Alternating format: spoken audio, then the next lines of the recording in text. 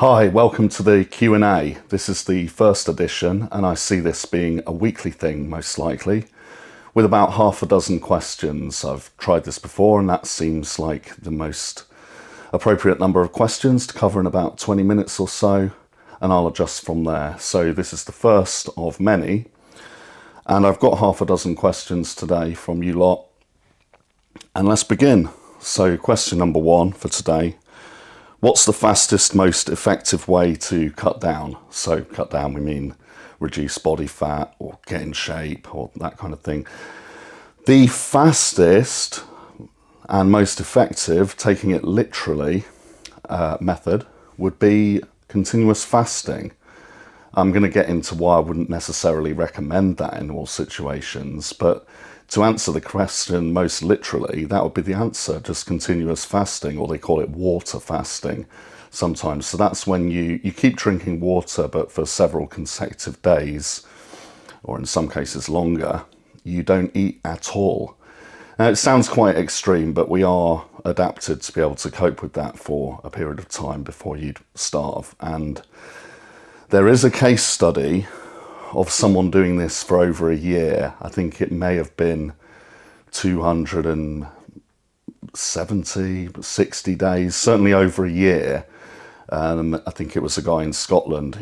He was very, very, very overweight, and under medical supervision, he fasted and ate nothing, just had liquid, well, not liquid food, but water and electrolytes and a doctor's supervision for over a year, and didn't eat anything, and he reduced his weight all the way down from super, super obese to completely normal.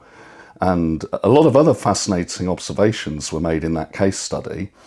It turned out that he had no loose skin either after doing this, which is remarkable, because normally when people drop an awful lot of weight, that's one of the kind of leftover telltale signs of that happening. But with eating nothing at all, it seemed that his body had consumed, nutrients from all over the place within the body, not just, the most obviously visible adipose tissue and visceral fat and that kind of thing. So there's a lot more for us to learn in that area. If you're particularly interested in continuous fasting, a book I'd recommend is by Dr. Jason Fung. I forget the exact title of it, but it's got fasting somewhere in the title. So Fung.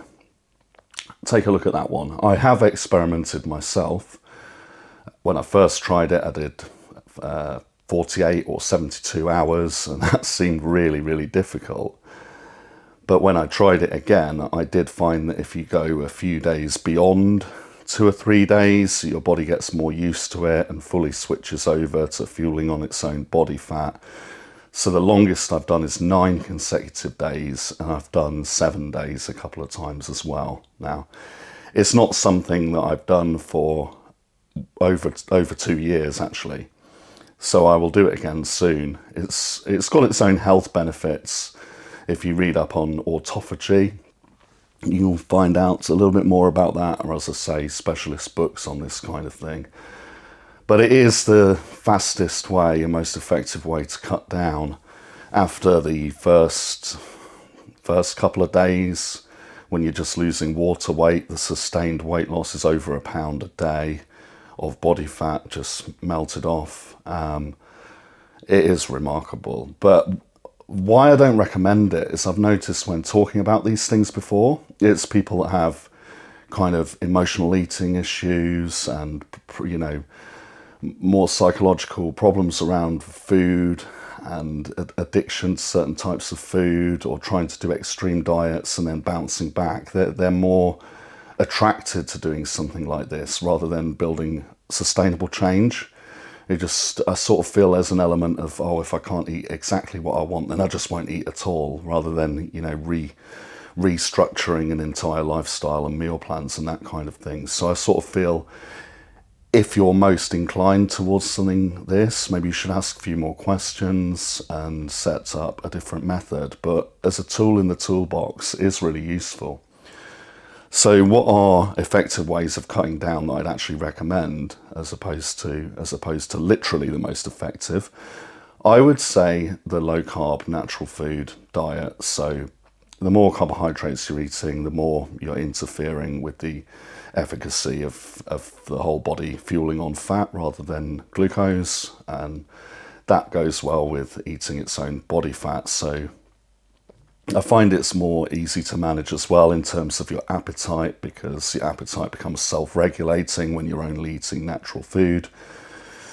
You'll notice, apart from animals that need to hibernate, most wild animals stay in shape just eating whenever, whatever, according to their appetite, and remain in a certain weight range without counting calories and all the rest of it. And so when you return to natural food in the amounts that your body tells you is appropriate from appetite, things work very well. So yeah, in terms of what I would actually recommend, I'd say meat, fish and eggs and green vegetables only until you're a certain level of body fat, and then you can put carbohydrates back in, and you can still lose a lot of body fat when you're eating under 100 grams of carbohydrate, but again, just from natural whole food sources. So we're talking oats and rice, not, you know, cakes and muffins and chocolates and sugars and that kind of thing. So that's what I would recommend, but then it does blend very well with some amount of fasting. So when you get down to eating almost all protein and fat, you find that your appetite is able to cope with only eating during an 8-hour window a day, and you can lose more body fat with 16 hours not eating. So that would be intermittent fasting. It combines very well with a low carb approach. So that's that question covered. Obviously, another time I can detail how this would all be planned and scheduled and tracked in kind of a contest prep scenario, or getting ready for a photo shoot, or, you know, a specific level of leanness by a specific time. That's something to address in another video.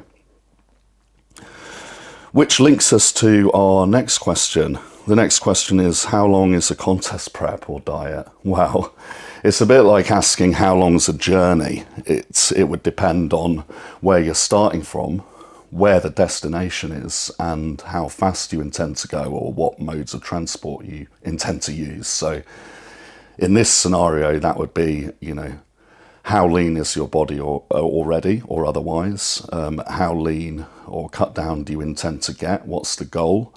And then how fast do you intend to go? You know, which methods in the toolbox do you intend to use and which don't you?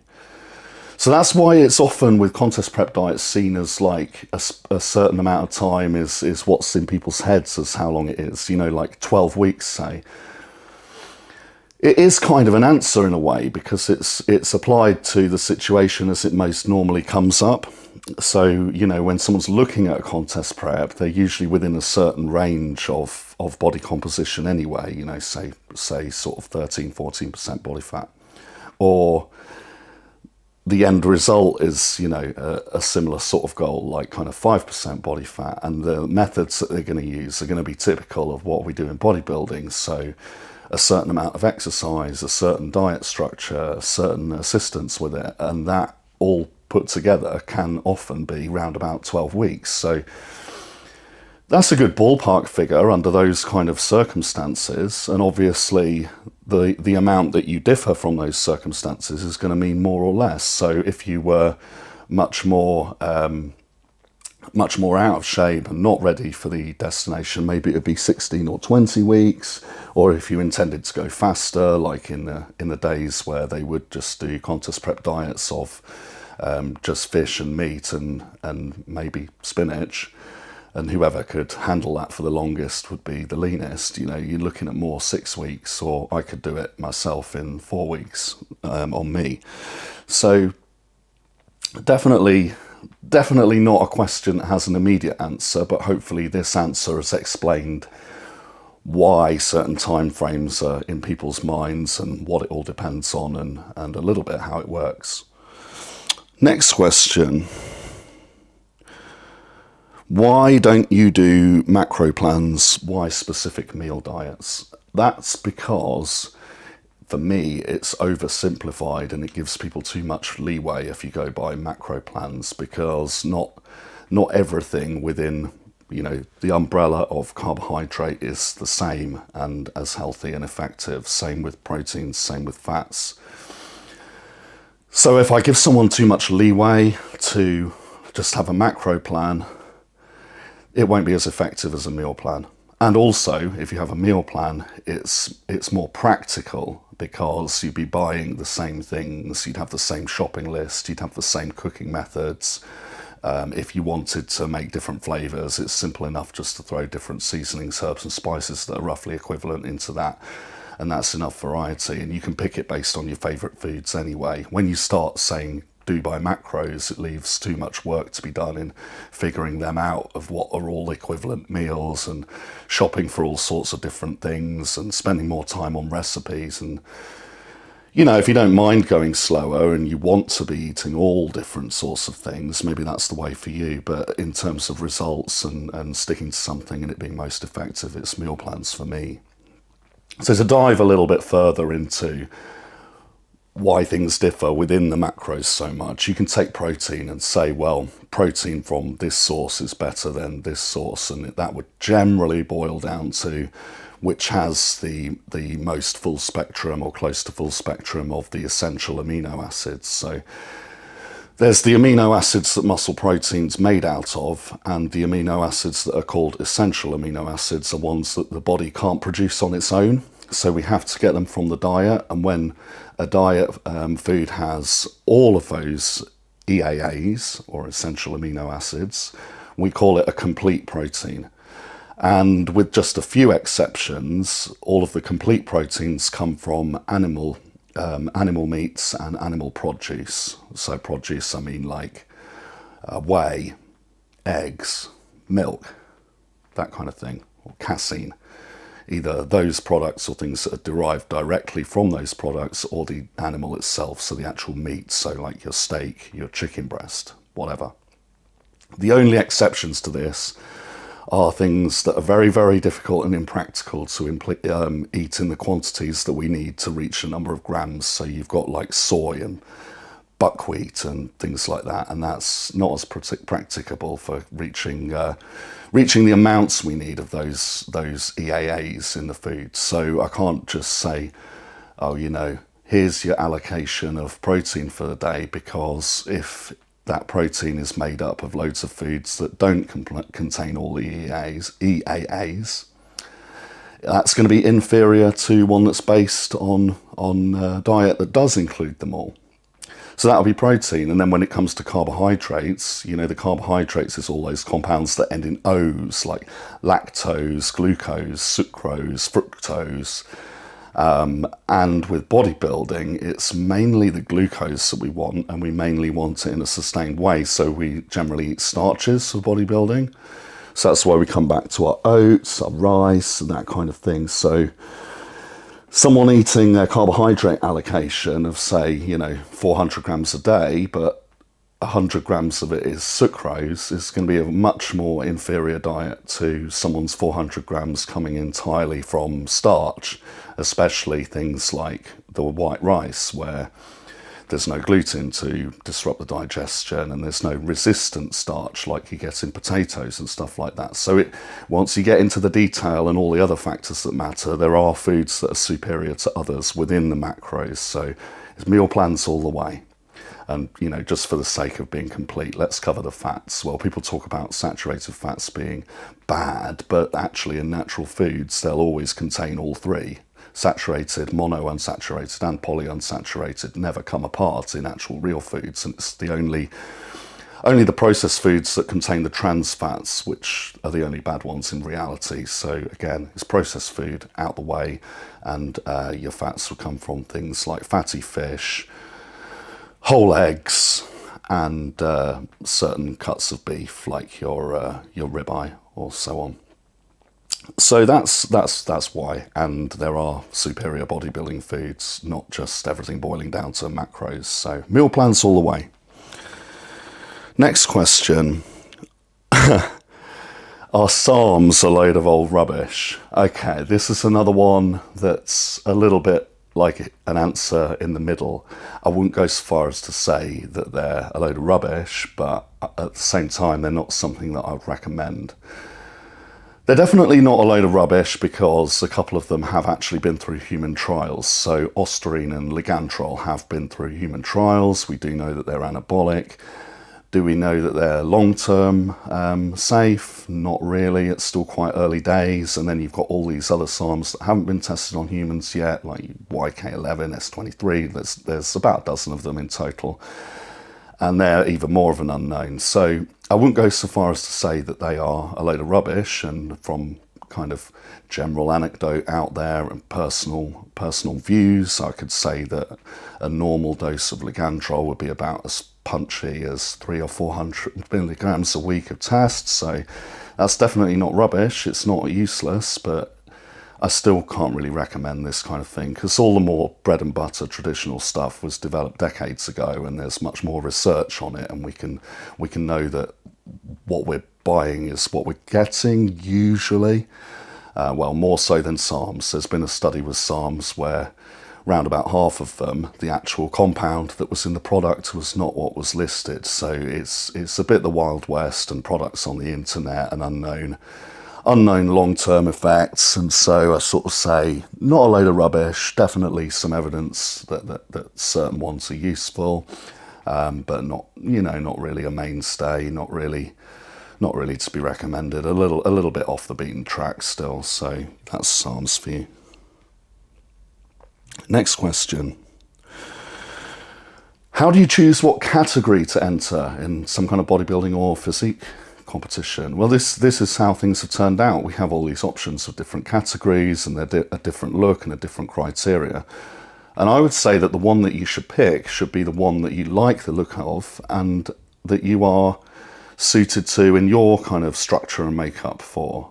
You might not be ideal for it, but as long as you're suited enough and you like it, it'd be one to go for. So choosing what your best option is will probably be a good idea to take a load of pictures and videos of you running through the poses that are necessary for that category, and just comparing it to how you look in the poses for another category. See what fits you best. If you've got some mates at the gym, just a second opinion, that's always useful as well. You can, get some feedback from some people with experience in deciding. It has to be one that you enjoy as well. You can't just do a category just because you look that way, because obviously you'll grow over time as well. But with someone else with a good eye for it, and you taking some pictures and video of what's required in the posing and how you stand in that kind of category, would give you a good idea. Obviously, you probably have an idea already. Like if people say like you can't grow your legs or whatever, like maybe it's like men's physique for you more than like open bodybuilding. But give it time, and if the latter is your preferred, maybe you get there. So it's about what you like, but get someone to take a look as well. And the next question. When will you compete again? Okay, me, it's been a little while. I competed at the start of this year, 2023, and I did pretty well. I had a win and I had a high placing in another one, but for me to really get through to where I want to be, I need to make some longer term progress on my arms and a little bit my quads. Certain areas like my back I'm quite happy with. But for me to make those changes, and this thing has got slower as I've progressed further, and also for me to sit on those changes for a while and my body get used to being that size and carrying that extra muscle, is going to take a little bit more time. So I think at the very, very earliest it would be the end of next year, but probably more likely kind of mid-2025. I don't know if there's any real scientific evidence behind the idea that you should hold the muscle for a while before cutting down, but anecdotally a lot of bodybuilders will say that the last muscle that you gain is kind of the most fragile and prone to coming off as you then cut down. So I don't want that. I want to think long term, and I think you make some substantial changes, sit on it for a while and then compete. But I'm more interested in helping other people anyway, so that's all just carrying on. I'm staying consistent with my training and diet and everything else, so that will happen in time, but it's not my priority right now.